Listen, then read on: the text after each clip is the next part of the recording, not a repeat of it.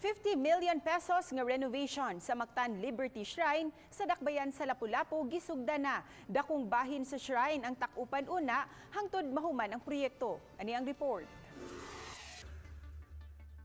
Naabtan sa GMA Regional TV, kini mga tao nagsugod na sa pagtrabaho. Katunga kini sa habig sa baybayon sa Mactan Liberty Shrine. Unang giugkat ang mga tanom o gikatakdang ibalhin kini sa laing dapit sa Lapu-Lapu.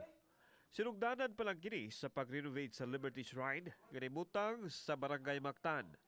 Temporaryong siraan kining bahina sa publiko. Hinoon pabiling ablihan ang habig sa matindahan sulod sa shrine. Ang mahabili na lang nga masudlan sige sa mga tao is katong souvenir shop. But the rest, dili lang una. Kuralon man na siya.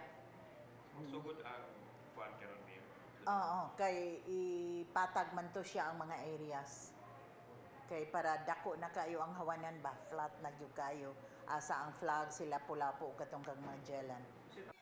Ang proyekto adunay gahin nga 50 milyones ka pesos nga kitakdang mahuman sa dili pa ang selebrasyon sa kadaugan sa Mactan. Tumong usab niini nga mahimong hamugaway ug mas halapan ang wanang sa Liberty Shrine aron daghan ang makasaksi sa kadaugan sa Mactan reenactment. Ang monumento ni Lapu-Lapu mairong lang og gamay sa iyahang nahimutangan.